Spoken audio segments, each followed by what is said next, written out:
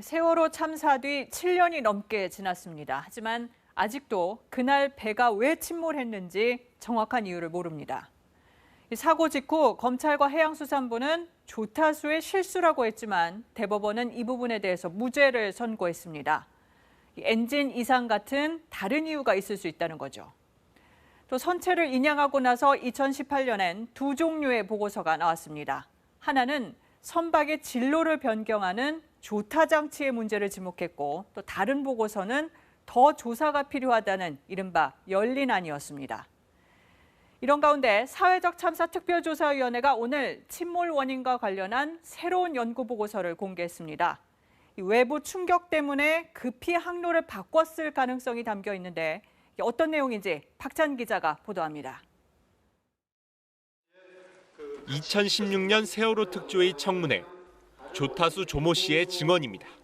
어디에 이상이 있을 수 있겠다라고 생각을 해보셨습니까? 저희 배의 그 날개 부분에 뭔가 약간의 충격을 받은 느낌이 있었습니다. 그때 당시에.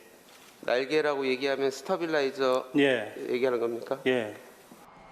세월호 선체가 거치돼 있는 목포 신항, 피난정기라 불리는 스테빌라이저가 보관돼 있습니다.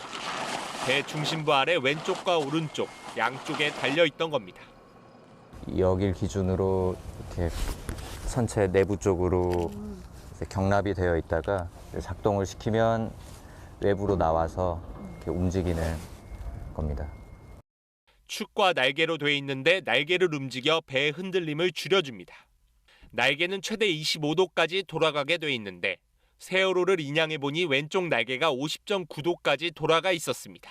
좌연 핀 스테빌라이저가 비정상적으로, 그러니까 한계각을 비정상적으로 벗어나서 비틀림 현상이 발견됐다. 날개가 이렇게 비틀리는 시나리오는 크게 두 가지. 세월호가 침몰하면서 해저면과 충돌해 돌아갔거나 침몰 전 변형이 생겼을 가능성입니다. 사참위는 시험용으로 제작한 스테빌라이저와 세월호의 오른쪽 스테빌라이저를 떼내 실험을 벌였습니다.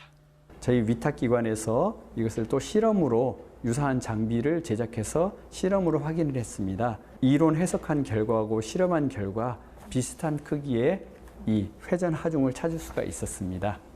실험 결과 날개가 25도를 넘어 돌아가려면 약 160톤의 힘이 필요했습니다. 그러면 배가 해저면에 부딪히면서 받은 힘은 어느 정도일까? 사고 지점의 실제 해저면보다 보수적 기준인 자갈 45%를 적용해 힘의 크기를 계산했더니 결론은 최대 약 70톤을 넘지 않는다였습니다. 사참위 관계자는 실험 결과로 볼 때 세월호 자연 스테빌라이저의 변형이 해저면과 부딪혀 생긴 건 아닌 것으로 보인다고 말했습니다. 결국 남는 건 침몰 전 운항 중 무언가와 부딪혀 변형이 일어났을 가능성입니다. 사참위는 이런 연구 결과를 오는 5일 조선학회에서 발표해 전문가들의 검증을 받을 계획입니다. KBS 뉴스 박찬입니다.